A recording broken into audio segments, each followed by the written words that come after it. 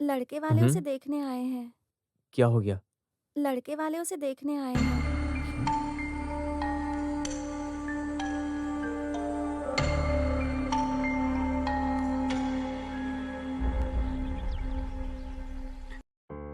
तो लड़का तुम्हें देख कर आया और चला गया ना। दिव्या तुम्हें शादी के लिए कोई मजबूर करने वाला नहीं है। पहले मुझे कर्ण भाई से बात करने दो। मैं चलता हूँ, कल स्कूल आ जाना।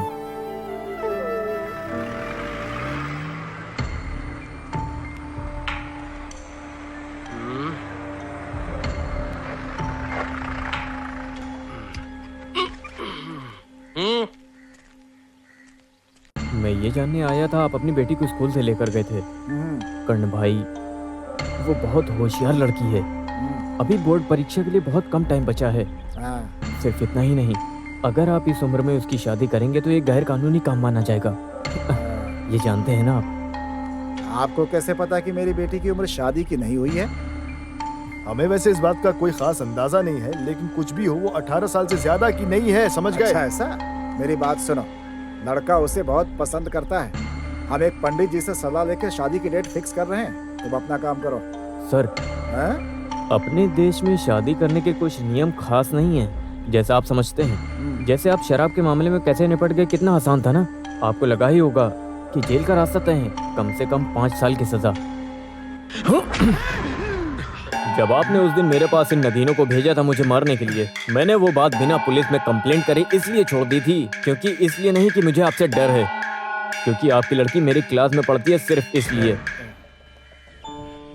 अपनी बेटी को स्कूल भेजना है या नहीं ये आपका फैसला है, लेकिन आप उसे इतनी जल्दी पराये घर का गुलाम बनाकर उसकी जिंदगी खराब नहीं कर सकते। जरा सोच कर देखिए, आपकी बेटी और उसके होने वाले बच्चे इस शराब के पैसे में अकेले जीते तो क्या काफी होता? इस गांव से पार भी एक बहुत खूबसूरत दुनिया है, उसके लिए ऐसी दुनिया के दरवाजे बंद मत करिए सर। आखिर आप उसके पिता हो, इसलिए अपनी बेटी पर इतना रहम तो कर सकते हो ना। अगर आप हमारी बात माने बगैर आगे कदम बढ़ाएंगे तो फिर आप अपने आप को एक अच्छा पिता कैसे बोलेंगे? चलो तंबुरन भाई।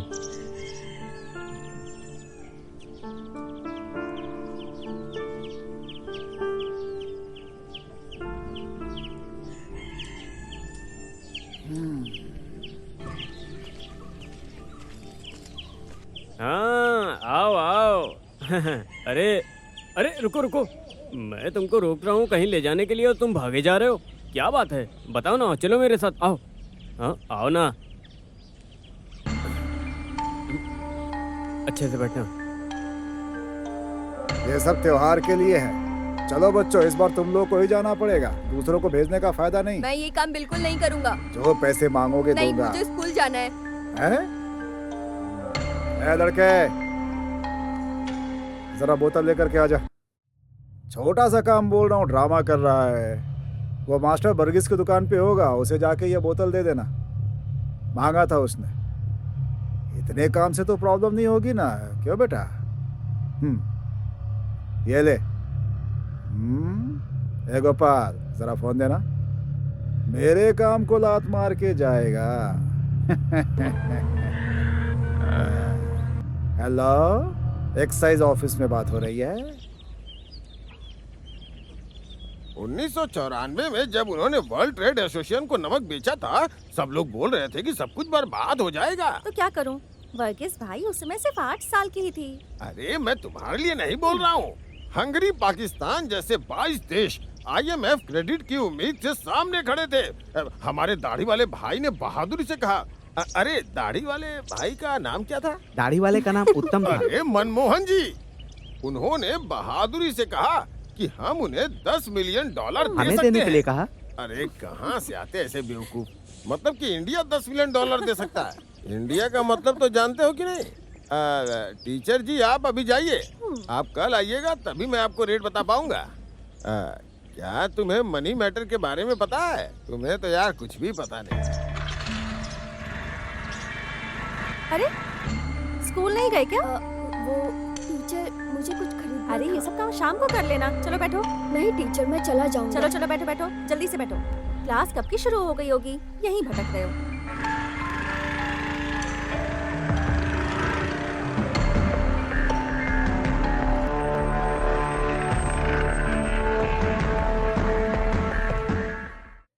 बी सी को, ए और सी को सिंगल सर्कल का पॉजिटिव पार्ट कहा जाता है। सी डी का मतलब है इसका नेगेटिव पार्ट। सर, हाँ? अंदर आ जाऊं क्या? क्यों नहीं बेटा, आओ अंदर आओ। अरे उधर नहीं बेटा, इधर आओ तुम 10वीं क्लास में पढ़ते हो। 8:30 बजे क्लास शुरू होती है। मैं आज क्लास लेने वाला हूँ। लेट आने वाले को माफ नहीं करता मैं, ये तुम्हें पता है? पता था सर। पता था तो आने में देर क्यों कर दी? हाँ? मैं सुबह से 1 कप चाय पिए बगैर यहाँ आकर क्लास ले रहा हूँ और तुम इतनी देर से क्लास में आ रहे हो। तुम्हारी वजह से पूरे क्लास का नाम खराब हो रहा है। तुम कभी अपना पुराना रवैया बदलने वाले नहीं हो। तुम्हारे लिए वही पुराना काम ठीक है, जाओ।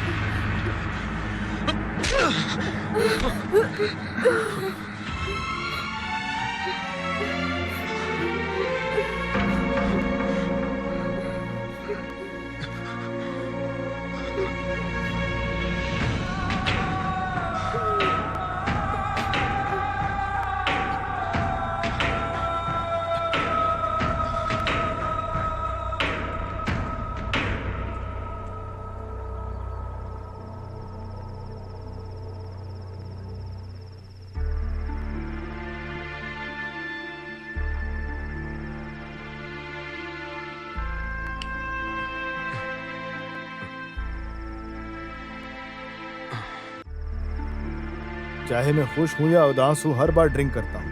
हम वन्नामलाई के लोग ऐसे ही हैं। ऐसे मत देखिए, अभी मैंने पी नहीं है। अगर मैं शुरू कर देता हूं तो 300 ml या 500 ml से कम पर नहीं रुकता। इस समय आकर आपको परेशान कर रहा हूं, माफ करना। शुक्रिया, शुक्रिया, बहुत बहुत शुक्रिया। मैं आपको यही बोलने आया। रुको, शुक्रिया बोलने की कोई वजह तो होगी। शुक्रिया इसलिए कि आप यहाँ सबसे बुरे स्कूल में आकर सबसे बुरे छात्रों को पढ़ा रहे हैं। दूसरा शुक्रिया हमारे स्कूल और मास्टर्स को सुधारने के लिए। और तीसरा शुक्रिया कुछ बिगड़े लड़कों को स्कूल से बाहर भेजने के लिए। एक और खुशी की बात भी है कि वो हमारा गांव छोड़कर चले गए। अब किसी को मेरी जरूरत नहीं है, मैं वापस नहीं आऊंगा। मेरे बारे में मत सोचना, उसे ये सब लिखकर एक लेटर छोड़ा। क्या मुझे इसके लिए आपको शुक्रिया कहना या आपत्ति जतानी चाहिए? आप खुद तय कीजिए मास्टर। ये लीजिए, आप ही ने उसे सुधारा, आप ही ने उसका भविष्य बर्बाद किया। मैं उसे अपनाना चाहता हूँ। मैं उसे वापस जरूर लाऊंगा। मैं उसे पढ़ाऊंगा और एक बच्चे की तरह उसकी देखभाल करूंगा। भले ही हमने उसे कई तरीकों से नहला कर देख लिया है, लेकिन हम उसकी गंदगी नहीं साफ कर पाए। क्या हमें उसके किए की सजा देनी चाहिए विनय मास्टर जी? बोलिए, जवाब दीजिए ना। उसे सजा देनी चाहिए या नहीं, आप ही बताइए। बताइए ना मास्टर जी, आपका क्या जवाब है? तमुरन भाई, मैं जानता हूं कि वो अनाथ है, ठीक मेरी तरह।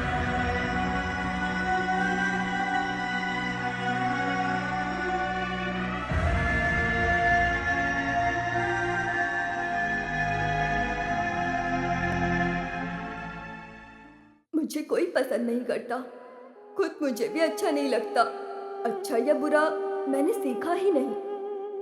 मैंने तो बस पास में रहने वाली शारदा बहन को अपने बच्चों को प्यार से खिलाते देखा है। मैंने कुछ खाया या भूखे ही सो गया, ये पूछने वाला भी कोई नहीं है। मेरी दादी ने मुझ पर आरोप लगाया कि मेरी माँ मेरी हरकतों से तंग आ गई और चली गई यहाँ से। मैंने किसी के मुंह से अपने लिए बेटा शब्द नहीं सुना था।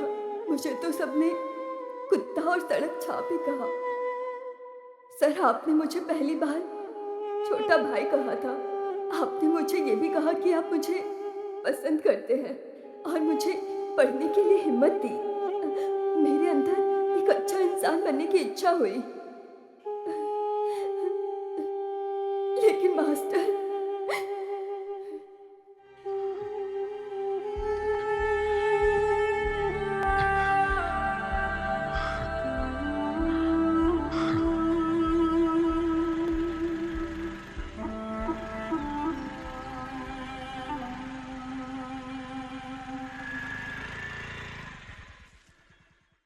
कहाँ कहाँ तुम्हें नहीं ढूंढा, फोन भी स्विच ऑफ करके रखा है।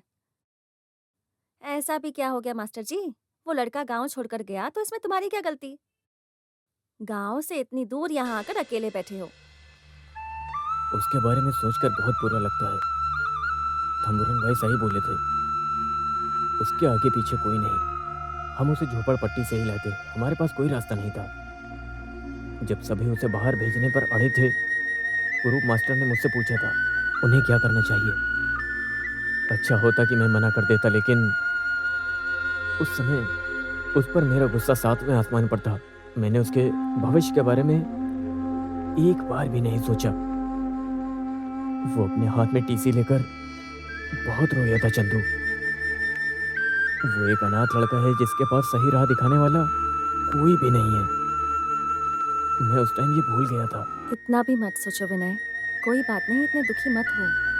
बात दुखी होने वाली नहीं है, इसे मेरा डर बोलो। मैं ये सोचकर बहुत ज्यादा डर जाता हूँ कि मैंने अपने गुस्से के कारण एक लड़की की जिंदगी बर्बाद कर दी। तुम्हारा इरादा गलत नहीं था, शायद वो तुम्हारी बात समझ नहीं पाया। आज के बाद इस बारे में मत सोचना। अभी भी वहाँ 11 बच्चे और हैं जिन्हें तुम्हारी जरूरत है इस वक्त विनय। ऐसे रहोगे तो उन्हें भी तो नुकसान होगा ना।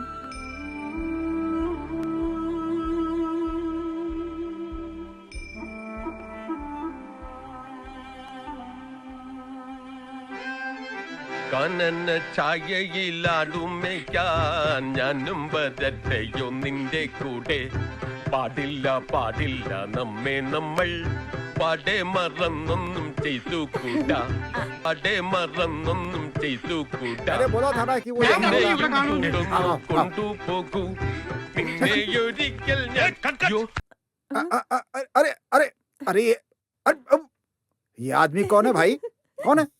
ये हैदराबाद का कैमरामैन है। हाँ। मास्टर जी अब 1 मिनट अभी इधर आइए। 1 मिनट हाँ? आइए हाँ? हाँ?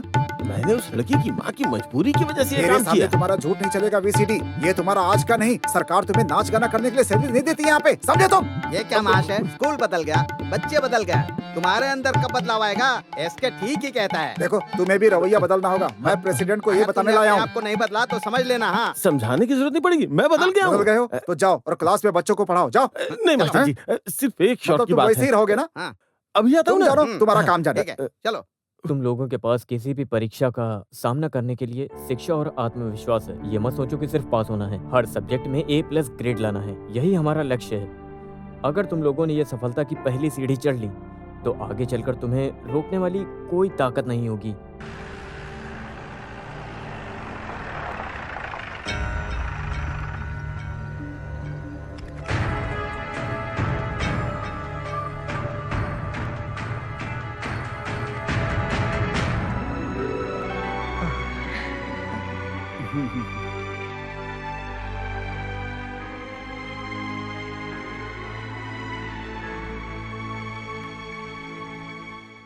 जब हम पुलिस की वर्दी पहनते हैं तो अपनी नजर हर समय चौकन्नी रखते हैं। आ जाओ। ये वर्दी किसी पे भी और कभी भी संदेह करने का लाइसेंस देती है। जब मैंने इसे बस स्टैंड पे खड़ा देखा तो शक हुआ कि इसने फिर से अपना पुराना काम शुरू कर दिया है। फिर जब मैं इसके पास जाकर के देखा तो स्कूल बैग को हाथ में लेके ये रो रहा था। क्या मैं अपना एग्जाम दे सकता हूँ सर?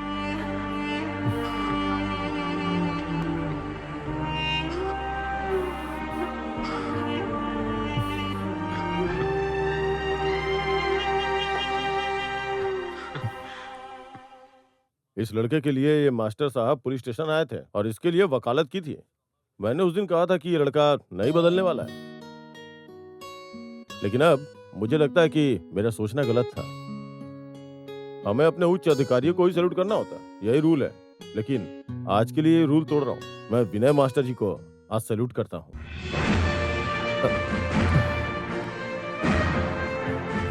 चलता हूँ।